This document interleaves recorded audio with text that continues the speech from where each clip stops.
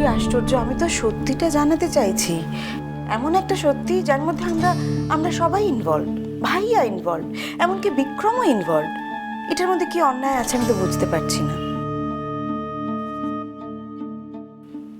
জানি না, এখন এই নিয়ে আবার নতুন করে কোনো গন্ডগোল হলে। না দেখো দেখো, কমলিকার তো এটা বোঝা উচিত। যে সত্যের জন্য লড়াই করে তাকে আসল সত্যিটা জানতে হয়, তার নিজের জীবনের সত্যিগুলোকে অ্যাকসেপ্ট করতে জানতে হয়। সে নিজে একটা মিথ্যের বৃত্তের মধ্যে বাস করে অন্য লোকের দিকে আঙুল তুলবে, অন্য লোককে মিথ্যেবাদী বলবে, এটা তো হতে পারে না। আর আমি তো কোনো অন্যায় করছি না। আমাদের বাড়ির একজনকে সে তার নিজের সন্তানের বাবা বলে চালাতে চাইছে, যেটা সম্পূর্ণ মিথ্যে। যেটা সত্যি যে ওর সন্তানের আসল বাবা, তাকে ব্যাপারটা জানাবো, ব্যাস। আমার তো মনে হচ্ছে না আমি কোনো অন্যায় কাজ করছি, উল্টো মনে হচ্ছে এটাই করা উচিত, এটাই ন্যায্য কাজ। সাজবাতি,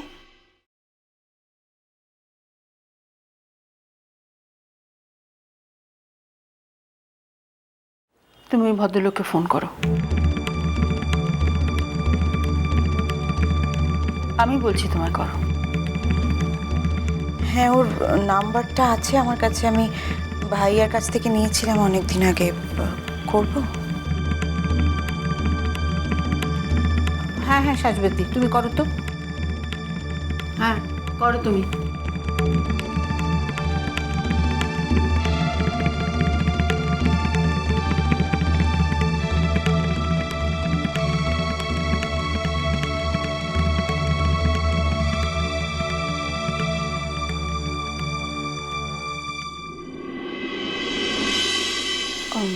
মেজকামণি, আমরা তো বলছি তুমি ফোনটা করো না।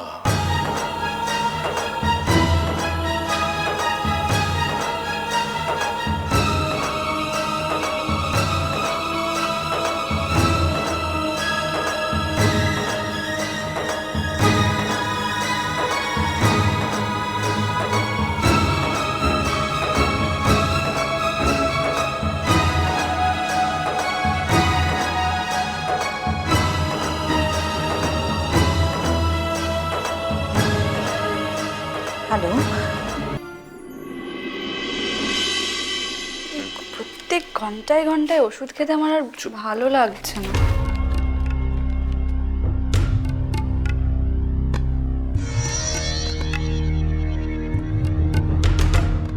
আসতে পারি?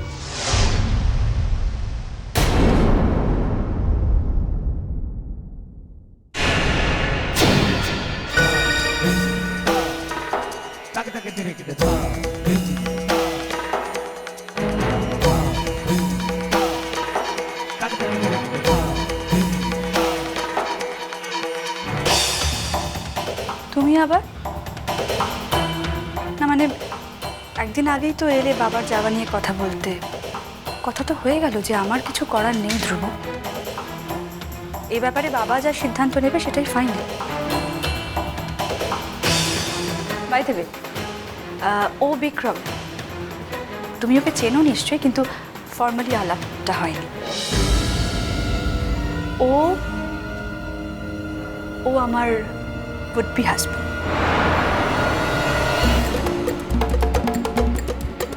Hello.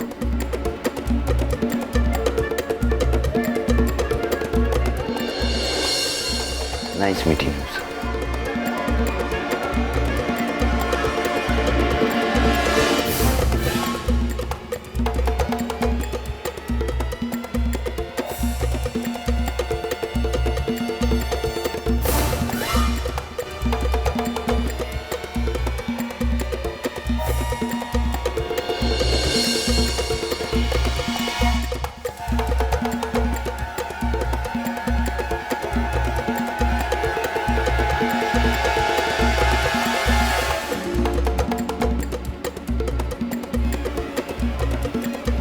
কি ব্যাপার বিক্রম, হঠাৎ তুমি এখানে? দেখো, মেয়েকে সামনে বিয়ে, এই একান্ত ব্যক্তিগত সময়টাতে ওকে একটু কনসেন্ট্রেট করতে দাও। তোমরা সবাই মিলে যদি এই সময় বারবার এসে ওকে ডিস্টার্ব করো তাহলে ওর ব্যক্তিগত জীবনটাও তো ডিস্টার্ব হতে পারে, তাই না? আর তাছাড়া ও তো তোমাদের ব্যক্তিগত জীবনে মাথা কলাতে যায়নি। তুমি হয়তো অনেক কিছু জানো না বাবা, বা হয়তো জানো, খেয়াল করনি। তুমি আগের দিন যে হিসেবটা আমাকে দিলে না, সেই হিসেবের মধ্যে অনেক গরমিল আছে।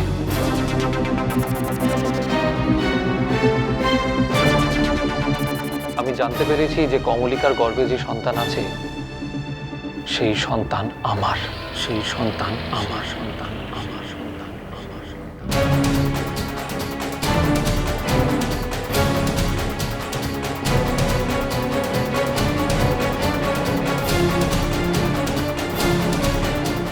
আপনি কমলিকাকে ভালোবাসেন, খুব ভালো কথা বিক্রমবাবু, কিন্তু তাই বলে আপনি আমার সন্তানকে নিজের সন্তান বলে চালিয়ে দিচ্ছেন। কে বললো ধ্রুবকে?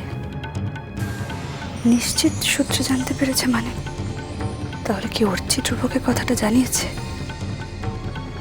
অর্চি ছাড়া তো আর কারো পক্ষে এই কথা জানানো সম্ভব না। কি হলো, চুপ করে আছেন কেন? কিছু বলুন। আমি বেঁচে থাকা সত্ত্বেও আমার সন্তানকে আপনি নিজের সন্তান বলে চালাচ্ছেন। শুনুন মিস্টার ধ্রুব, একমাত্র একজন মাই বলতে পারেন যে তার সন্তান আসলে কার। একটু ভুল হয়ে গেল বিক্রমবাবু। এখন কিন্তু শুধুমাত্র একজন মা বলতে পারে না, বিজ্ঞানও বলে দিতে পারে। আর যদি প্রয়োজন হয় তাহলে আমি বিজ্ঞানেরও সাহায্য নেব। লজ্জা করে না তোমার ধ্রুব? আর যদি প্রয়োজন হয় তাহলে আমি বিজ্ঞানেরও সাহায্য নেব। লজ্জা করে না তোমার ধ্রুব? হ্যাঁ, এতটা নির্লজ্জ হতে তোমার লজ্জা করে না? এক জীবনে তোমাদের সবার সবকিছু চাই, তাই না? স্ত্রী চাই, প্রেমিকা চাই, সন্তান চাই, সব চাই। এটা আমার গর্ব। এই গর্ভে আমি কাকে রাখবো সেটা যেমন আমার সিদ্ধান্ত, আমার গর্ভের সন্তান কাকে বাবা বলে ডাকবে সেটাও আমি ঠিক করে দেব। আর তুমি তো নাই। আমি চাই না যে তোমার মতন একজন স্বার্থপর মানুষকে আমার সন্তান বাবা বলে ডাকুক। আমার সন্তান তাকেই বাবা বলে ডাকবে যে বাবা বলার যোগ্য।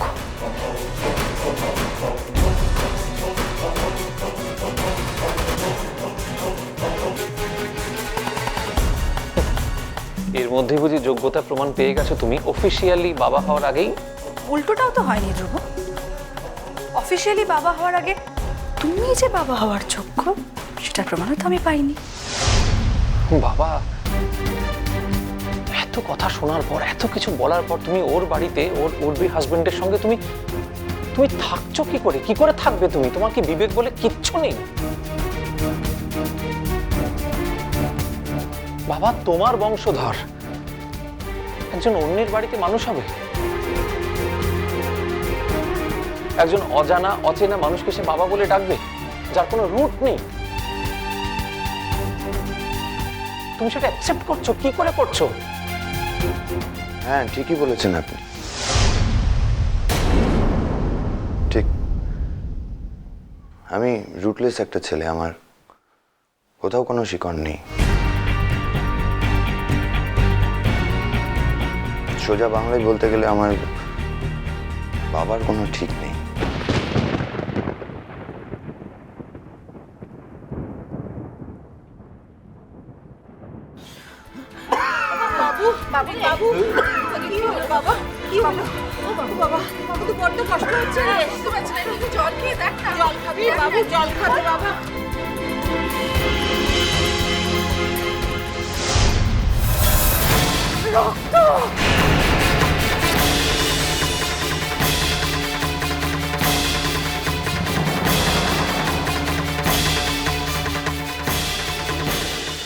মিষ্টি কুটুম মিষ্টি কুটুম মিষ্টি কুটুম।